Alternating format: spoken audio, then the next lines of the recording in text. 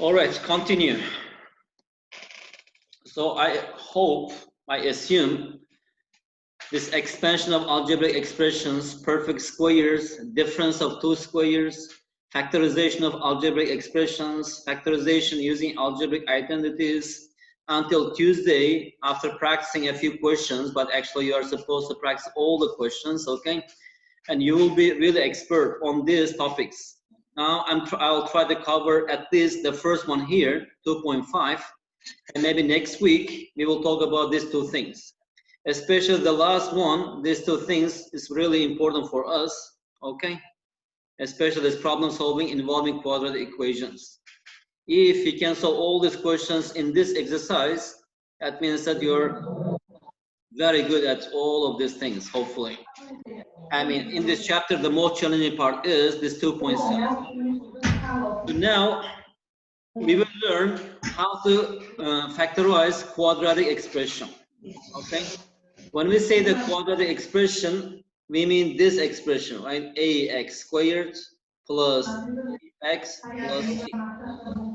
So how can you write this expression as a product of two algebraic expressions? What are these things? We will study how to find this, okay?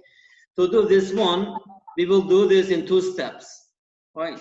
So our first case is, let's say a is equal to 1.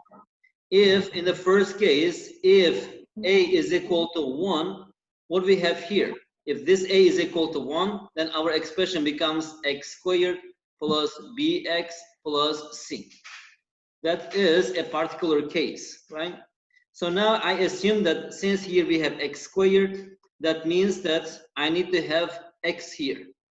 And plus, let's say here we have p.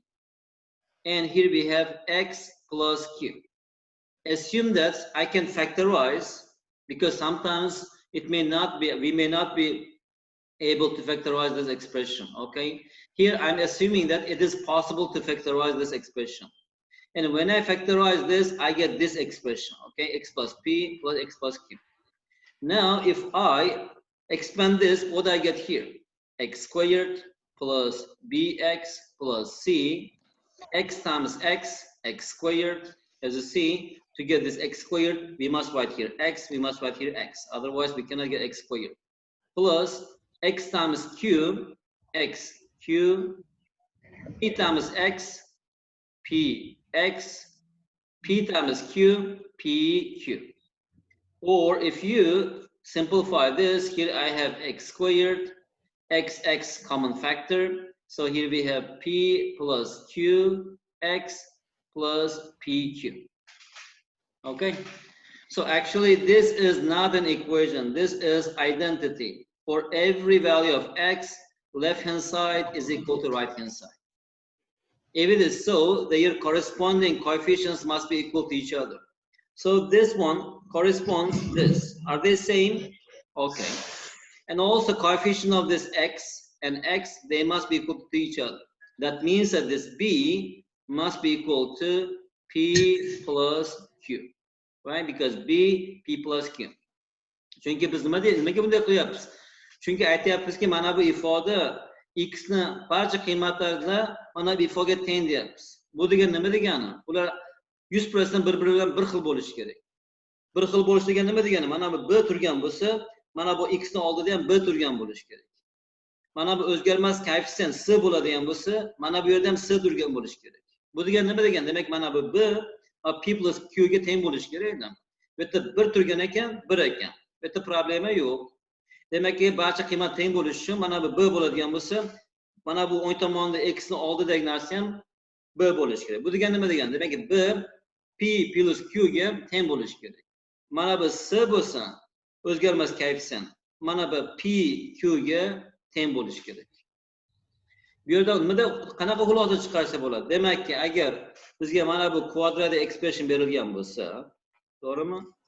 If we can find two numbers whose product is, this is the product, right? Is equal to c, and their sum is equal to p, then I can factorize it in this way. What is it? X plus p, x plus q, right? Example. x squared, because here we are considering the examples where in front of x squared we have 1. Tamam, bu xususiy holat. Ana I coefficientimiz 1 bo'lsin. Plus, for example, let's say 3x plus 2. So we have to factorize it. Can you write it as a product of two simpler algebraic expressions? That means that it is quadratic expression, and here a is equal to 1. Can you find two numbers whose product is 2 and their sum is 3? Yani ikkita son topib bera olasizlar, men uni yig'indisi 2 bo'lsin, ama ko'paytmasi 2 bo'lsin, yig'indisi 3 bo'lsin. 1 bilan 2. 1 times 2, 1 plus 2. To'g'rimi? Ha, demakki buni yozsam bo'larki x plus 1, x plus 2. Now you can check, is it correct or not? X times x, x squared. X times 2, 2x, 1 times x, their sum is 3x, 1 times 2, 2. So these two things are equal. Another example, x squared plus 11x plus 30, for example. Can you tell me two numbers whose product is 30 and their sum is 11? Sırası başar. 5-6. 5 times 6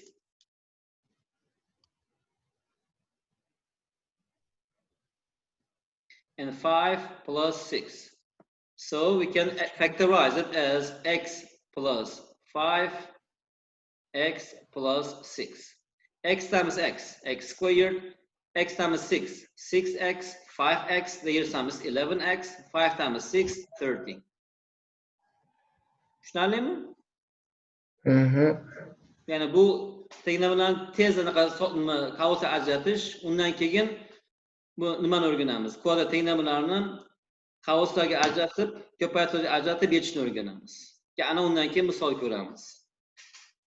Another example, factorize x squared plus 8x plus 12. Coefficient of x squared is 1. So can we find two numbers whose product is 12 and their sum is 8? Biraz. Yeah. Yeah.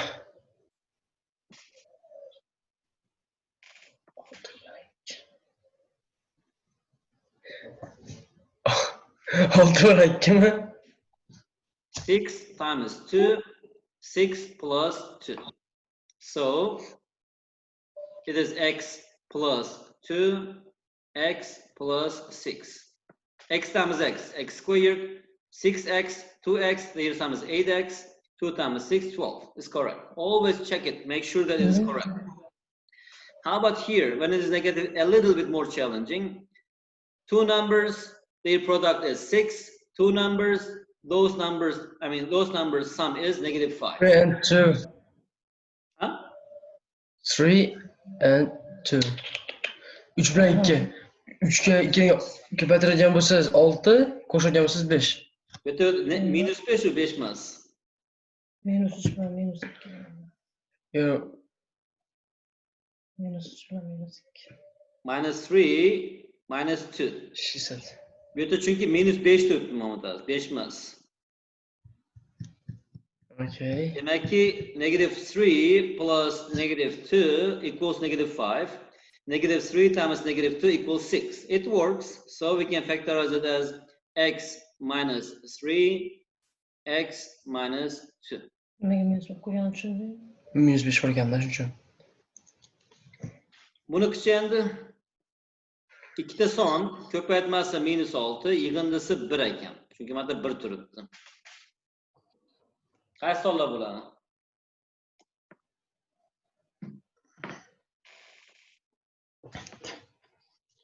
Ko'paytmasi minus 6 chiqishi, to'g'rimi? Ikkita son ko'paytmasi minus 6, yig'indisi 1 bo'lishi kerak.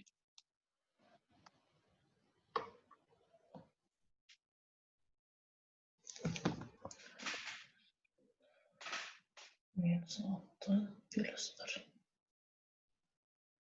Buning uchun mana bu oltinni bor, misol oltin qanday yozish mumkin, o'shani yozib olishing kerak edi. Oltin qanday yozishimiz mumkin? Men minus 6 deb aytdim, misol faqat oltinni yozib kerak oldin. 1 ko'paytirgan 6, 2 ko'paytirgan 3, 3 ko'paytirgan 2, 6 ko'paytirgan 1.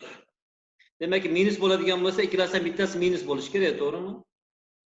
Minus bo'ladigan bo'lsa, yig'indi bo'lgani uchun kattasi minus bo'lishi kerak, kichkinasi minus bo'lishi kerak. Bir minus bo'lishi kerakmi? Ikkinchisi, ha? 1 minus bo'ldimi shunda? 3 minus 2 bo'lar ekanda, to'g'rimi? 3 plus negative 2. 3 times negative 2, negative 6. 3 plus negative 2 equals 1. It works. So that is x minus 2, x plus 3. Bir bo'yanda 5 bo'lib qoladi. Okay. Tushundingmi? Значит, bu yerda hozir minus 3 minus 2 tak minus 2 bilan minus 3 minus 2. 3 bilan minus 2 bo'lib qolyaptimi shunda? Minus 3 times 2 because here it is minus, right? Negative 1. Minus 3 plus 2. Same numbers, product negative 6, sum negative 1. So that's equal to x minus 3, x plus 2. Okay? Okay. Bularni o'sha o'ylab qilgan saring zehning ochilib ketadi, bir tashlaysan. Bularni tez o'ylashing kerak. Bu arifmetikada ikkita son yig'indisi bu ko'paytmasi bunga teng. Sirasi mana 6 ni ko'paytirib ajratishing kerak. Qanaqa bo'lishi mumkin kombinatsiyalar? 1 ko'paytirgan 6, 2 ko'paytirgan 3, 3 ko'paytirgan 2 yoki 6 ko'paytirgan 1. Bittasi minus, bittasi plus bo'lishi kerak. To'g'rimi? Chunki mana bu narsa ikkita sonni ko'paytmasi negativ degani, minus degani, bittasi musbat, bittasi manfiy deganidir. O'shan qarab chiqasanki, undan keyin bu plus bo'lgani uchun kattasi plus bo'lishi, kichkinasi minus bo'lishi kerak. Siz sirasi bilan qarab plus demak ikkita ekan, 6 ko'ma 1 yoki bo'lmasa 3 minus 2. Faqat ikkitasini tekshirib chiqishing kerak. Bular o'sha bir tajribaga bog'liqdir. Qilgansa agar qancha qilsang, shuncha fikr tez keladi. Savol можно? Ha. Mana shu yerda biz ona tepada x minus 2, x plus 3 deb yozyapmiz-ku. Ha. Ana shu yerda o'zi bizda formulada x minus ikkovida ham x minusda formulada. Qaysi formulada? Ashana ko'paytuvchilarga ajratish formulasida-chi, kvadrat tenglamalarni ko'paytuvchilarga ajratishda formula x minus x1, x minus x2 da o'zi formulasi. Ha. Hozir ina ashunda unavi p plus q bo'lyapti-yu. Ha. Ashi qo'shganda, masalan, bir chiqyaptimi? Ashini qarama-qarshi olasan deb o'rgatganmizda, nimaga unaqa qilganmiz? Masalan, bir chiqdimi, o kvadrat tenglamada tepada ashi minus 1 bo'ladi deb keladi-da. Ya chunki mana bu qo'ygandan keyin, endi misol uchun mana nima ekan? Topdik mana bu yerda. Agar biz mabodo mana tenglama yechayotgan bo'lsak, mana bu yerda p nimaga teng ekan? 3 ekan, to'g'rimi? Q nimaga teng ekan? Minus 2 ekan, to'g'rimi? Endi olib borib qo'yadigan bo'lsangiz nima bo'ladi menga? P qo'yadigan bo'lsam. Mana bu yerda undodek. Mana bu narsani P deylik, mana bu narsani Q deylik. X plus P, X plus Q barobar 0 ekanda. To'g'rimi? Endi buni yechish uchun nima bo'lish kerak? Buni yechish uchun X plus P barobar 0 bo'lish kerak yoki mana bu narsa 0 bo'lish kerak. Bu qachon 0 bo'ladi? Qachonki agar X barobar minus P bo'lsa yoki X barobar minus Q bo'lsa. Shu mana bu yerda P, bu yerda qarama-qarshi. Buni 0 qilish uchun mana X minus P ga teng bo'lish kerak-da.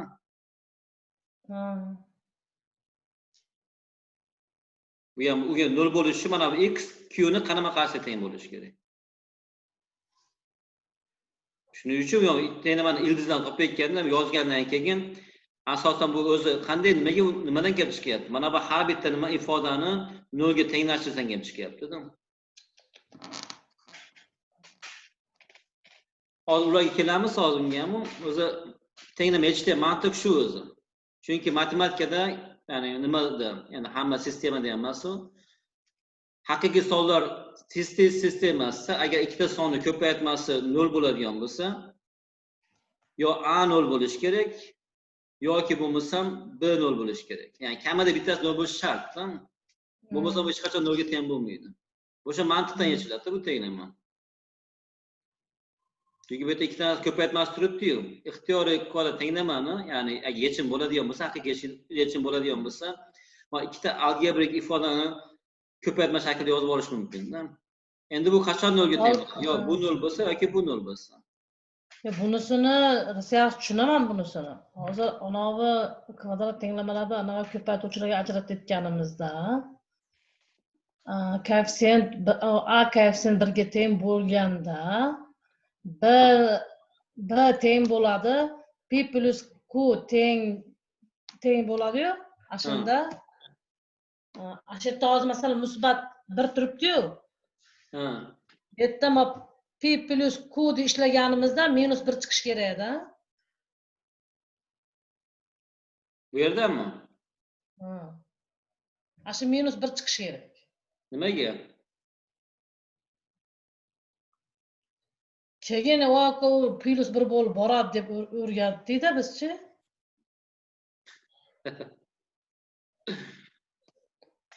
Ya mana bu yerda biz hammasini qadam-qadam uni men bunday qilib isbotladim-da.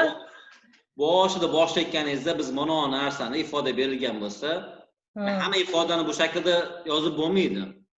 Faqatgina yozish mumkin ifodadan qarayapmiz, to'g'rimi? Faraz qilaylik, shu ifoda ko'paytiruvga ajratilsin. Agar ko'paytirish ajratish mumkin bo'ladigan bo'lsa, buni faqatgina bu ko'rinish yozish mumkin-da, boshqa ko'rinish yozib bo'lmaydi. Ya'ni x plus p bo'ladi, x plus q bo'ladi. To'g'rimi? Agar ko'paytiruvchi ajratish mumkin bo'ladigan bo'lsa, yagona yo'li faqat shu, boshqa ko'rinish yozib bo'lmaydi bu narsani. Mana bu chiziqli ifoda, bu ham chiziqli ifoda. Endi buni ochib chiqadigan bo'lsangiz, nima ochib chiqadi hozir? Ochib chiqqandan keyin mana bu kelib chiqdi-yu, mana p plus q. Tenglashtiryapmiz ana bu narsa bunga teng. Kozim aka 1 minut. Sen o'zing tushundingmi, M.Aziz? Men uni osonroq tushundim, lekin sizlar aytganingizdan men tushunmadim. Ya sen sekin mana bu chapter 2 ni hammasiga yuborganman-a. PDF-ni. Chapter 2 jo'natamiz. Bo'p, tash exercise 2A, 2B, 2C, 2D, 2E hammasini seshanbagacha yetishga harakat qilsin. Hozir bu yerda bormi nimalar? Bu qolsin? Mana. Bu hali V teoremasida, sizlar mana shu V teoremasida o'rgatasizlarmi?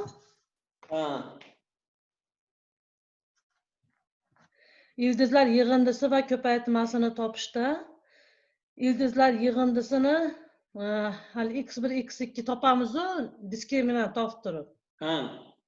Topganimizda minus p chiqadi-da, formula bo'yicha topganimizda.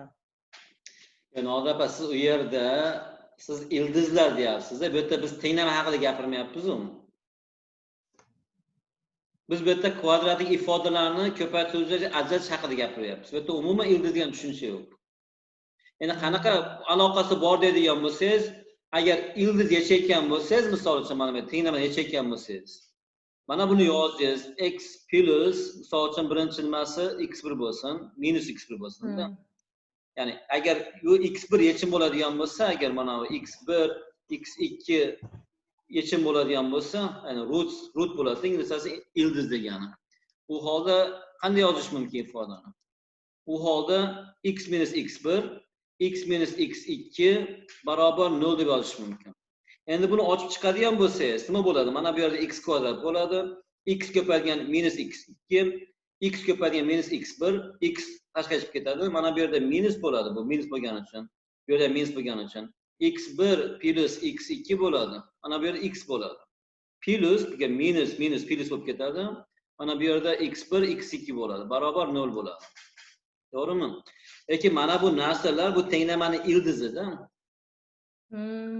Bu yerda biz gapirayotgan narsa bu PQlar, bu ildizlar emas. Ha, bo'ldi, tushundim. Bu tenglama emasda bu. Endi tenglama qilayotganda keyin u anaqaga o'tamiz. O'sha paytda faqatgina farq nima bo'ladi? Agar ildiz deb qaraydigan bo'lsangiz, haqiqatda ildiz, lekin mana bu yerda ildiz p bo'lgani uchun, demakki mana bu x 1 bo'ladigan bo'lsa, bu minus p ga teng bo'ladi. Mana bu ikkinchi ildizi mana q. Ikkinchi ildizi minus q ga teng bo'ladi. Ana bu yerda mana birinchi ildiz bu ildiz. Agar ildiz deb boshlaydigan bo'lsangiz, hozir bu biz tenglama emas, bu ifoda bu. Oddiy ifodalarni ko'paytirib ajratish. Ana undan keyin men boshlaymiz. Tenglamaga yetishdik keyin. Oddiy ifoda nimaligini bilib olish kerak edi, ko'paytirib ajratish nimaligini bilib olish kerak o'quvchi. Ana undan keyin tenglamaga o'tish kerak. Muhammad ikkita misol yechamiz, tugatamiz. Biroz ko'p o'tib oldik. Odatda maktabda bir oy o'tiladigan temani 2 kun o'tib qo'ydik mana. Mayli, bugun o'tganing yaxshi bo'ldi. Nimaga deganda mana algebra ifoda o'ta osonda. Bu uni o 6-sinfda o'qib bo'lgan uni. Yo'q, asha o'qib bo'lgani bizga aytganimdek, bu haligi ko'p praktika qilish kerak. Men hozir bu aytdim-ku. Hozir bilim bo'lish mumkin, lekin tajribasi yetarsiz bo'lsa, yana oqsab yuraveradi odam. O tajribasi yetarli bo'lish uchun ko'proq misol aytish kerak. O'sha zehni ochilgandan keyin qolganlarni tez o'rganib ketadi. Hozir biz prosta uyni fundamentini quryapmiz. Shu birinchi 4ta chapter revision. Hani oson bo'lsa ham yecha olish kerak. Qo'li o'rganadi, ko'zi o'rganadi. Mana hozir ko'ramiz ona word promise kelganda ular unaqa oson emas ekan. Ular ham oson bo'ladigan bo'lsa, Muhammad Azim unda boshqa narsa o'rgansa bo'ladi. Mana oxirgi chapter 2.7 masalalar. Eng asosiy o'sha masalalarni oson yechadigan bo'lib qolish kerak bo'ladi. Albatta misol ko'p. Muhammad Aziz sen chapter 2 bor deding-a? Chapter 2 bor. Ana folderga solib qo'yasan, solib yechasan, senga vazifa misol uchun exercise 2A B, C, D, and E. Masalan, chiroyli qilib aytganimda yechib, har bitta exercise'ni alohida qilib, bitirgandan keyin ona kamera skeneriga olib, exercise 2A deb turib, save qilib, o'sha chapter 2 folderning ichiga hammasi qo'yib qo'yasan. Hammasi yechib bo'lganingdan keyin menga yuborasan, hammasi bunday qilib. Yecha olmaganlaringni seshanbaga gaplashamiz. Birinchi chapter tugat hammasini. Keyingi hafta chorshanba kuni birinchi chapterda imtihon bo'lasan. Menga vaqtini aytsang, o'sha paytda yuboraman. Imtihon qanaqa bo'ladi? Misol uchun aytaylik, test 1. Kuni qachon? Misol uchun aytdik Wednesday.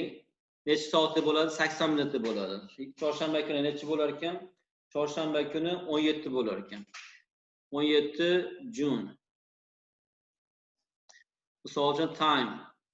Nechidan nechagacha? Qachon vaqting bor? Vaqtingga qarab, faraz qilaylik, 10:30 dan 12 gacha vaqting bor. Sen menga vaqtini aytib yuborsang, men senga 5 minut oldin vazifani test yuboraman.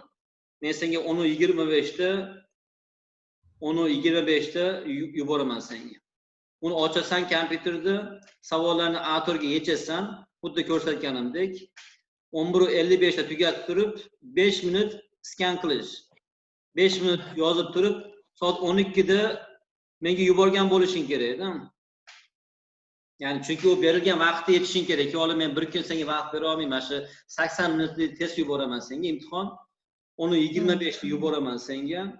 10:25 ochasan, yechasan misollarni, 5 minut skan qilib, menga soat 12 dan oldin yuborishing kerak. Necha minut, nechta savol? Bir 12 ta, maksimum 15 ta savol bo'ladi. Hammasi birinchi chapterdan. Birinchi chapterdanmi unda mayli? Ya, men senga aytdim, har bitta chapter tugagandan keyin 5 kun vaqt beraman, 5 kundan keyin imtihon qilaman dedim-ku. Payshanba kuni tugatdik, to'g'rimi? Payshanba tugatdik. Mana senga seshanbagacha vazifalar qilib, seshanba kuni hamma vazifani yuborishing kerak. Alohida farq qilib exercise 1A, 1B, 1C, 1D. Chorshanba kuni imtihon qilamiz. Ko'ramiz, haqiqatda sen misollarni tushunib eshitdingmi, tushunmasdan eshitdingmi? Imtihon paytida onda faqatgina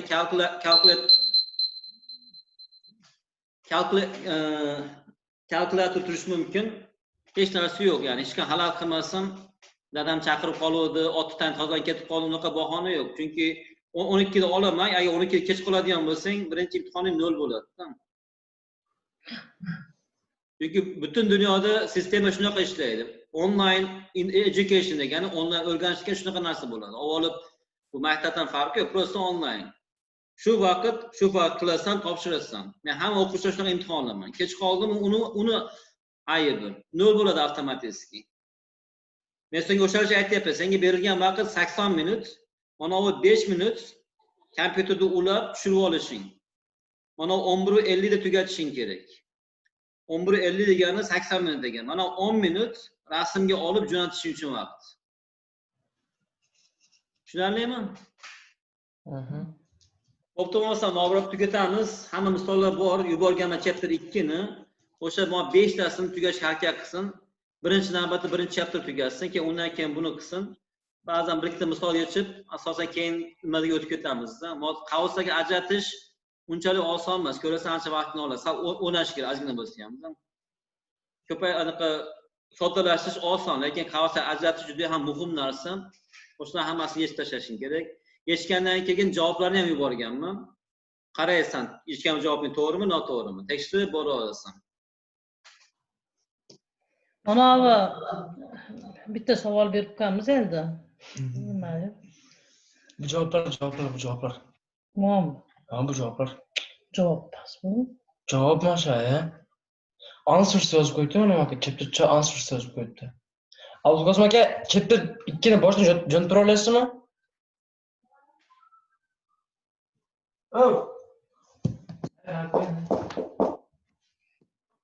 Qarang, buni